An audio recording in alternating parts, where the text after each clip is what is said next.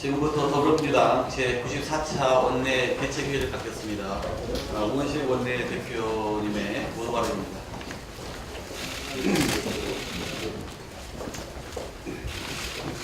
국민헌법 자문특위가 어제 전체 회의를 열고 국민 기본권 강화, 분권과 협치에 기반한 정부 형태 등을 골자로 한 정부 개헌 초안을 확정했습니다.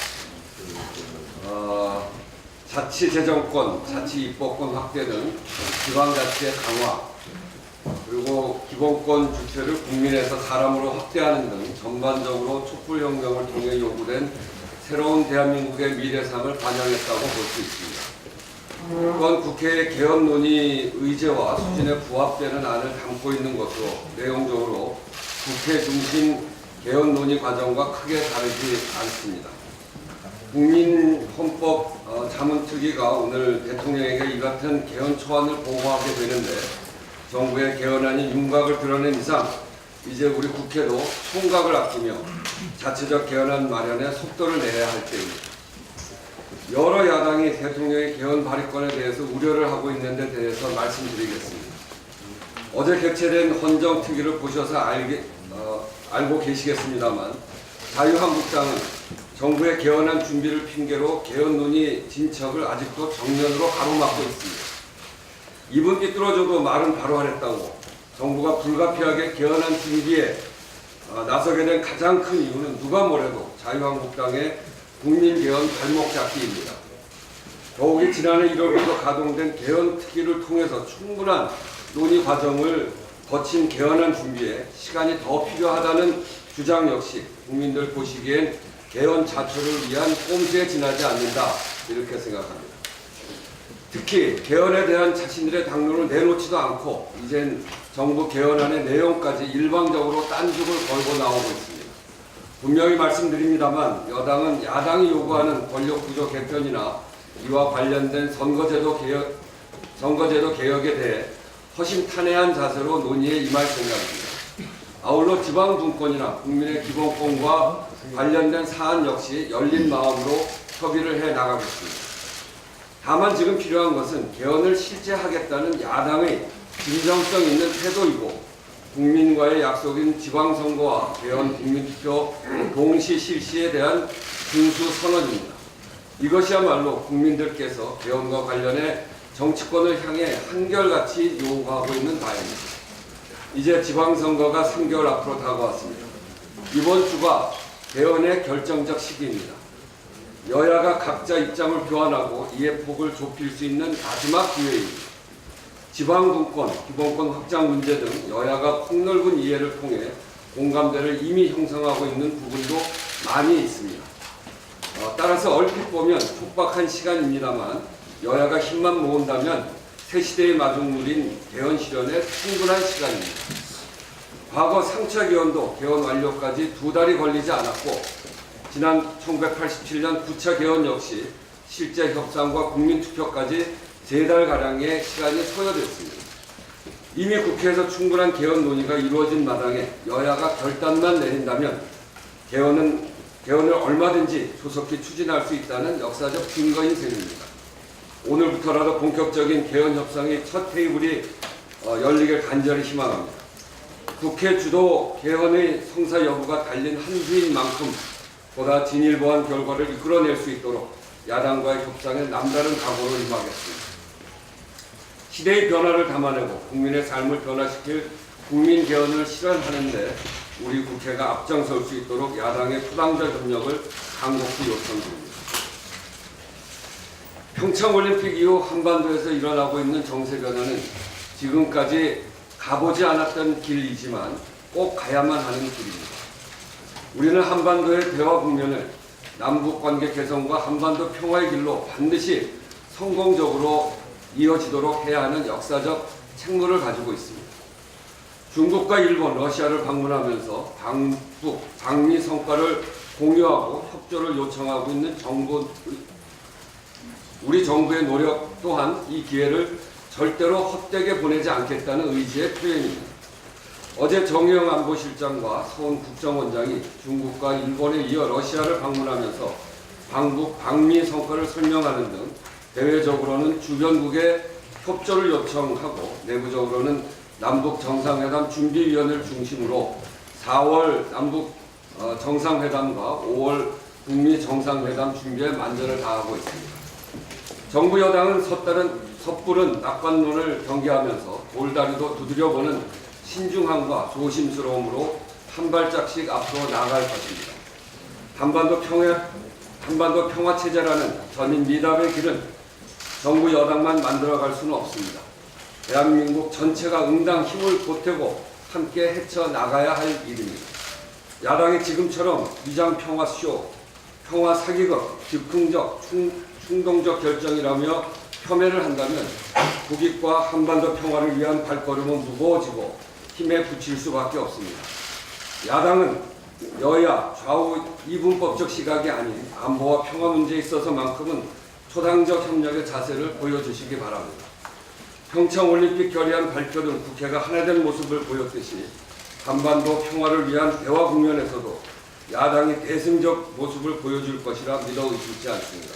덧붙여 국회 남북 북미 정상회담 지원특위 제안에 대한 야당의 조속한 응답도 다시 한번 촉구합니다.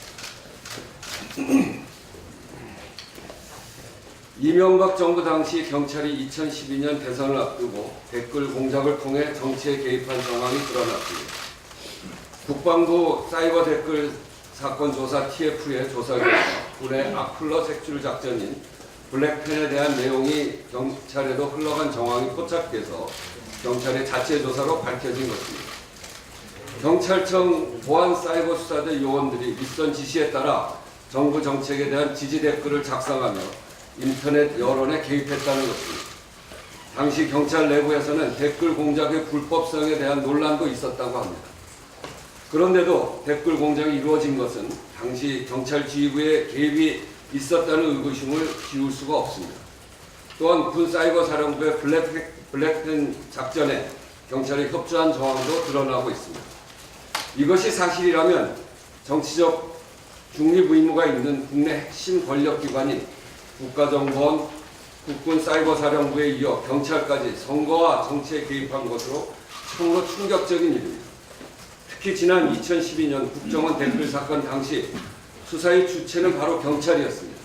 그렇다면 당시 댓글 공작의 장본인이 댓글 사건을 수사한 것으로 고양이한테 생선을 맡긴 꼴이었습니다. 심지어 당시 경찰청장에 의한 수사 외압 논란까지 제기된 바가 있습니다. 제대로 된 수사가 나올 리 만무했던 것이죠. 경찰은 자체적으로 특별수사단을 구성해서 즉각 수사에 착수한다고 하는데 과연 스스로 허물을 드러낼 수 있을지 국민들이 지켜보고 있다는 사실을 명심하기 바랍니다. 이상입니다. 예, 다음 김태년 정책위장님의 보도받습니다. 문재인 정부는 지난해 건강보험 보장성 강화 정책을 발표하고 그 안에 담긴 약속들을 하나씩 차근차근 실천하고 있습니다. 오는 4월 1일부터는 상복부 초음파 검사도 건강보험 적용 대상으로 확대됩니다. 간, 담낭, 췌장 등의 이상 유무를 검사하는 상복부 초음파는 4대 중증질환에 국한하여 건강보험이 적용되어 왔으나 앞으로는 모든 질환 및 의심 환자에게 전면적으로 적용되는 것입니다. 이번 조치로 인해 연간 300만 명이 넘는 환자들이 평균적으로 6만원에서 16만원을 부담하던 검사비가 3분의 1 수준인 2만원에서 6만원으로 경감되는 혜택을 누리게 됩니다. 정부는 올해 하반기에는 하복부 초음파 검사에 대해서도 건강보험을 적용하고 2021년까지 모든 초음파 검사에 대해 건강보험 적용을 확대할 예정입니다. 이 밖에도 의료비 걱정 없는 사회를 만들기 위한 정부와 더불어민주당의 노력은 구체적인 성과들을 만들어내고 있습니다. 지난해 10월 중증 치매 환자의 본인 부담률을 파격적으로 인하하였고 15세 이하 아동의 입원 진료비 부담도 크게 인하하였습니다. 그리고 올해 1월부터는 노인 외래 정액 제도를 개선하여 노인 의료비 부담을 낮췄고 재난적 의료비 지원 사업을 시행하여 병원비로 인해 가게가 파탄나는 일이 없도록 가구당 최대 2천만 원을 지원하도록 하였습니다. 특히 병원비 부담이 큰 3대 비급여 항목 중 하나인 선택 진료비도 올해 1월부터 완전히 폐지하여 국민들의 의료비 부담을 대폭 완화되었습니다. 더불어민주당과 정부는 건강보험 보장성 강화 정책이 더 나은 성과를 내고 결실을 맺어 나갈 수 있도록 최선을 다할 것입니다. 그런데 최근 정부와 의료계 사이에 협의가 제대로 진행되고 있지 못한 것이 안타깝습니다. 문재인 대통령께서도 여러 차례 강조했듯이 건강보험 보장성 강화 정책의 전제는 적정 수가를 보장하고 의료계의 일방적인 희생을 강요하지 않겠다는 것입니다. 의료계도 보다 합리적이고 전향적인 자세로 정부와의 협의를 진행해 줄 것을 당부하고 또 촉구합니다. 당과 정부는 국민들의 의료비 부담을 줄이고 적정 수가 보장으로 병 의원은 경영 정상화가 될 수 있도록 과감한 실천과 노력을 계속해 나가겠습니다. 한반도의 평화와 대한민국의 국익이 걸려있는 중대한 일정들이 숨가쁘게 진행되고 있습니다. 정의용 국가안보실장은 어제 시진핑 중국 주석을 만나 남북 및 북미 정상회담 등 최근의 상황에 대해 소통을 했고, 서훈 국정원장은 오늘 아베 일본 총리를 면담할 예정입니다. 그리고 오늘 김현종 통상교섭본부장은 미국의 철강, 알루미늄 관세 부과 대상국에서 우리나라를 제외하기 위한 막판 총력전을 펼치기 위해 미국을 방문합니다. 또한 한미 양국은 지난주 제10차 방위비 분담 특별협정 체결을 위한 협의를 시작하였고, 한미 FTA 재협상은 지난달까지 2차례 협상을 진행했고, 이르면 이달 말에 3차 협상이 진행될 예정입니다. 한반도 비핵화를 위한 남북, 북미 정상회담과 중국, 일본, 러시아 등 주변국들과의 협력은 물론 미국의 통상 압력에 대한 대응, 한미 방위비 분담 협상 등 어느 하나 쉬운 것이 없고 대한민국의 미래와 국익을 좌우할 수 있을 정도로 중요한 사안입니다. 현재 상황에서 무엇보다 중요한 것은 대한민국의 역량을 하나로 모으는 것입니다. 더불어민주당은 정부와의 협력을 한층 더 강화하는 한편 국익을 지키고 대한민국과 한반도의 새로운 미래를 개척하기 위해 할 수 있는 모든 노력을 다할 것입니다. 야당들도 외교, 안보, 통상 분야에서만큼은 당리당략을 버리고 국익을 위해 전향적인 자세로 협조해 줄 것을 촉구합니다. 자유한국당 김성태 대표는 북미 정상회담이 즉흥적이고 충동적으로 결정됐고 코리아 패싱이 우려된다 라고 말씀을 하셨는데 이분만 우려하는 것 같습니다. 바른미래당 유승민 대표는 미국 내 혼란이 시작되고 있다는 생각을 갖게 된다. 거기 말씀을 하셨습니다. 두 분 모두 북미 정상회담이 성공하고 한반도에 평화가 찾아오기를 바라는 마음에서 그런 걱정을 하시는 것이다. 이렇게 믿고 싶습니다. 자유한국당과 바른미래당은 문재인 정부 흠집 내기가 아니라 국익을 위해서 집권 경험에서 나오는 노하우와 합리적 방안을 제안해 주실 것을 당부드립니다. 그런 제안이라면 저희 더불어민주당과 정부는 언제든지 환영하고 경청하겠습니다. 예, 현안 발언하신 의원님들의 없으면 제가 좀 정리 말씀 좀 몇 가지 드리겠습니다. 이제 원내대표께서도 또 정책위장께서도 초당적 협력에 대한 언급을 하셨습니다. 이제 한반도 정세가 향후 2달간 그 대화의 성공 여부에 따라서 역사적 대전환을 맞을 전망입니다. 전 세계가 한국의 역량을 주목하고 있고 정권의 문제가 아닌 대한민국 새 역사와 미래를 위해 여야정 대타협과 발상의 전환이 절실히 필요한 시기입니다. 지난 7일 5당 대표 청와대 회동에서 야당 대표가 제기했고 우리 민주당에서도 수차례 요구한 여야정 상설협의체 구성을 재차 제안드립니다. 통일, 외교, 안보 분야는 5당 당대표 중심의 협의체로 운영하고 원내와 내치, 경제 등의 분야는 원내대표 중심의 협의체를 운영하자는 것은 여전히 유효합니다. 여야정 협의체는 지금 추진 중인 헌법 개정으로 맞이하게 될 분권과 협치가 추구하는 궁극적 모델이며 당리당략을 넘어선 한반도 운명을 결정지을 실질적 협력 창구입니다. 이하정 협의체 구성이 입구가 되어서 동권과 협치가 실현되는 상생 정치의 구현이 추구화되는 현실적 모델입니다. 앞으로 일어날 변화에 세계가 촉각을 오고 있는 만큼 우리의 국력이 하나로 모일 수 있도록 정치권의 대승적 결단과 협력을 간곡히 호소합니다. 원내 상황과 관련해서 말씀드리겠습니다. 자유한국당이 국회 처리가 시급한 KBS 인사청문회와 각 상임위 법안 심사는 제쳐두고 정쟁용 국정조사 타령만 반복하는 것은 3월 국회를 개점휴업하겠다는 의도로밖에 볼 수 없습니다. KBS 사장 후보자 양승동 인사청문 요청안이 지난 5일 국회에 접수된 지 8일이 경과됐습니다. 인사청문회법에 따라서 과방위는 즉각 인사청문 계획서를 채택하고 인사청문 요구서가 해고된 지 15일 내에 청문회를 마치고 20일 내에 청문보고서 채택을 완료해야 합니다. 법에 의해 인사청문 처리 시한이 지정되어 있음에도 협의 거부와 인사청문회 거부에 따라 청문회가 불발될 위기에 처했습니다. 이는 명백한 국회 의무 위반이고 책임 방기입니다. 자유한국당이 임시국회의 필요성을 언급하면서도 정작 법안 처리와 상임위의 법안 의결 일정은 거부하고 있는 문제를 시정해 주시기 바랍니다. 현재 법안 소위 개최와 상임위 의결이 확정된 곳은 정무위, 산자위, 운영위 단 3곳에 그쳐서 전체의 18%에 불과합니다.